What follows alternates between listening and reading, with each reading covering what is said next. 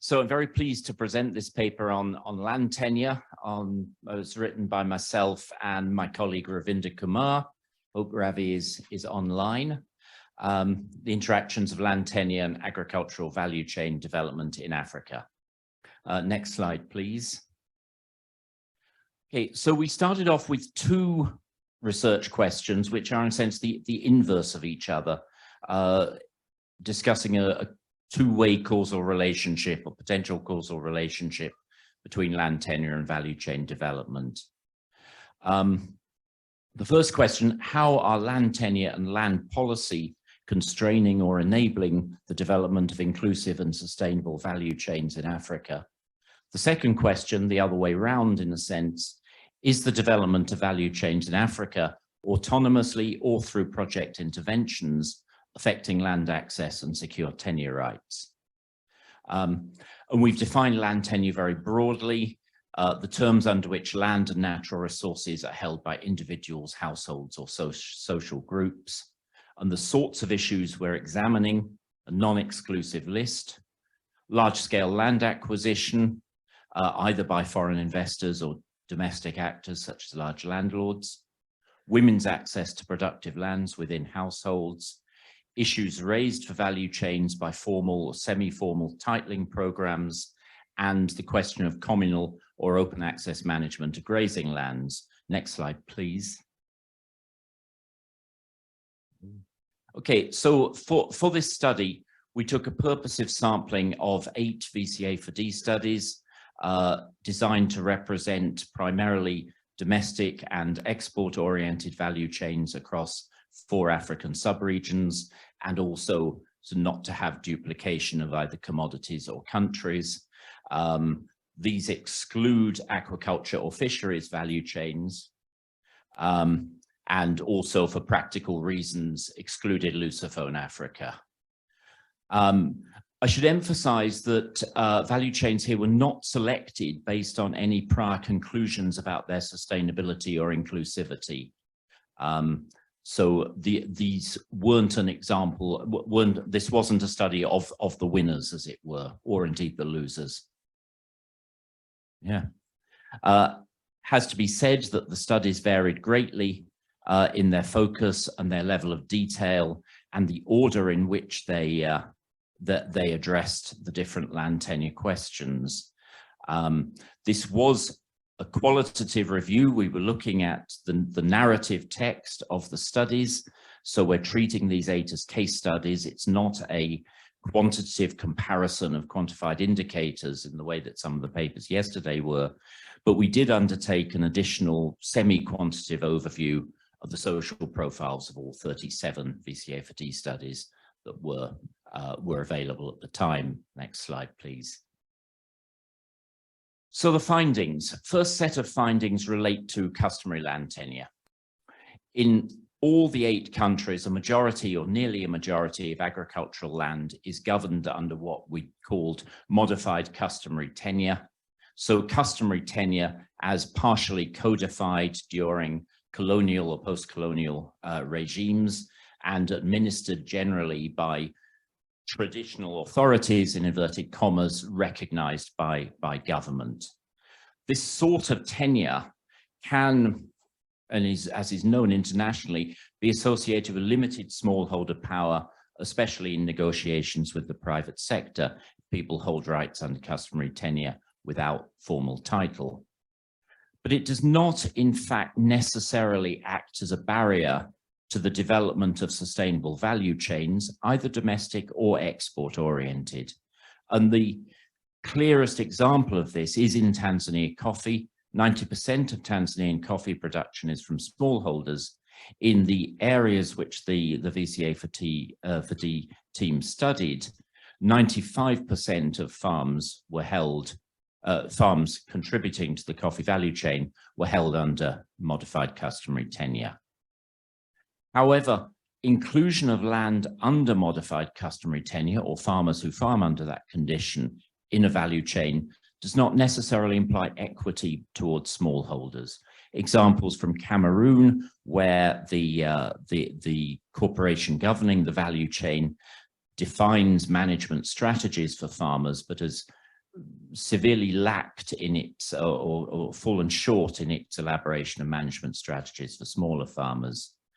In Burundi milk and in Ghana sorghum, we see potential threats of land concentration. Next slide, please. Second set of findings, very important, on gender inequality. Gender inequality in land access is reported in virtually all of the value chains we studied. This relates both to modified customary tenure land and also to the progress of new titling initiatives. Going to the semi-quantitative study, in 78% of all the VCA4D studies, women were declared to have access to land that is not at all or only in a very low degree equal to that of men. Example is Burundi milk. Women in Burundi have very restricted inheritance rights compared to their brothers, may inherit not at all or only a token amount. They have no right to inherit as widows. If they try to assert by any means their right or need to land, they may be subject to violence or expropriation, even on land that they have actually purchased with their own resources. The titling initiative in Burundi is not improving this situation. Again, the predominance of women among producers in a value chain does not imply equity of tenure. 80% of cassava farmers in Côte d'Ivoire are women, but women are only 21% of holders under customary tenure for cassava, under customary tenure, and even a smaller proportion of holders under other more formal systems. There's an increasing trend for women to be pushed to produce under one-year rental agreements. Next slide. Two sets of findings, one on titling initiatives. Titling initiatives become a very important part of donor strategy on land tenure in recent years.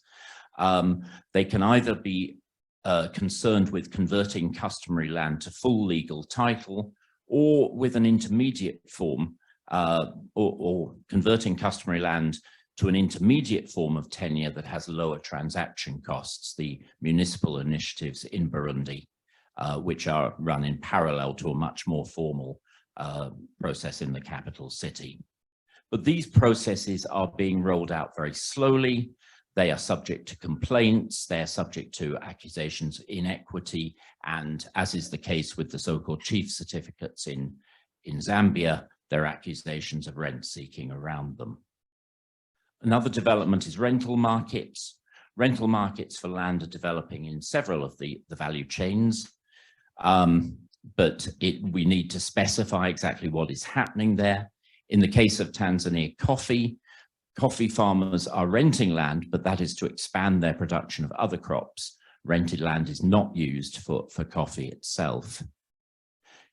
There's a development of land rental in the Cameroon cotton value chain, but this is associated with low social status or recent immigration status of farmers moving into the area, and yields and investment on rented land are low. In Côte d'Ivoire, there is a market for one-year rental land, particularly on fallows of larger farms, which is providing an opportunity for female farmers, but is not overall facilitating development of the value chain. Next. So an issue of great concern to VCA4D is that of land acquisition by commercial actors, so-called land grabbing. In the 37 study analysis, we found that sub-questions relating to transparency, participation, equity, compensation, and justice around land acquisition were attracting negative responses from the study authors. These processes are seen as untransparent and inequitable. The 8 value chains selected for the qualitative study do not, subject to that limitation of selection, support a narrative of land grabbing, with 2 exceptions. In Sierra Leone, the palm oil, about 20% of cropped area is covered by leases, and in Sierra Leone, not only foreign companies, but also Freetown residents are required to get leases if they wish to cultivate commercially. but it's believed that the requirements for consultation for these leases have been circumvented. In Côte d'Ivoire, we're seeing large-scale acquisition of land in the south and southeast of the country for other commodities. Rubber and cocoa in particular has displaced cassava production geographically to central and west central regions, and also forced the development of rental markets for fallow land for those who wish to continue cultivating cassava. The voluntary guidelines on responsible governance of tenure, the VGGT, which is supposedly a massive and important document for the international governance of land tenure, was virtually unknown to smallholders in Tanzania and Eswatini, or was said to be widely flouted in Sierra Leone, in Côte d'Ivoire, and in Ghana. Next. So the other side of the coin, what is value chain development doing to land access and tenure security? In Eswatini, Tanzania, and Ghana, we saw no apparent impact. In Zambia, there is some shift to informal sale of land that's been allocated under modified customary tenure, but the attribution of this shift to the development of the maize value chain is very uncertain. In Cameroon cotton, a very highly organized value chain governed by the cotton parastatal in a way that's very characteristic of the former French colonies in the Sahel, that very dominant organization is nevertheless unable to influence land policy or to manage increasing land conflict in the area. In Burundi milk, the Burundi milk value chain, land policy in Burundi is very largely driven by fear of conflict and demographic factors, particularly around the mass return of refugees in 2005, much more by these factors than by value chain development. However, concerns over livestock management in Burundi have led to a law on zero grazing, Loi pour la Stabilisation Permanente, which is itself a form of land rights management and may have negative effects on some producers within the milk value chain. And in Sierra Leone palm oil, we can see circumvention of acquisition procedures by commercial actors, but also some limited signs of private companies improving their engagement. Next slide. So the implications for land policy and governance, most importantly, that profitable and inclusive value chains can be built on the basis of a range of tenure systems, including modified customary tenure. Titling initiatives are not a magic bullet and can increase inequity and even increase conflict. There's a general need for legal frameworks for private leasing, particularly in export-oriented value chains. There is scope for specific innovations in land policy, and some examples of the need for new institutions for multi-year rental contracts, support for export production on medium-scale holdings or on group plots, but these need to be tailored to the specific contexts of the commodities and the value chains, and they need proper benefit sharing and aggregation mechanisms.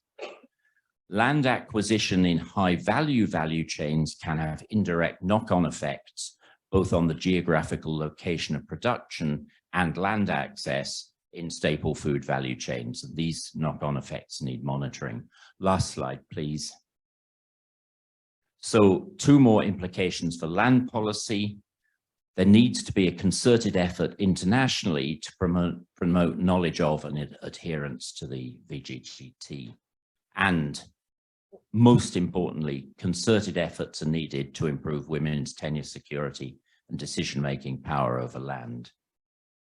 Some implications for value chain development, looking at the other side of the coin, major stakeholders in value chain governance, governments themselves, parastatals, private investors, farmer organizations, can and should engage in strengthening tenure institutions to increase sustainability, inclusivity, and equity in the value chains.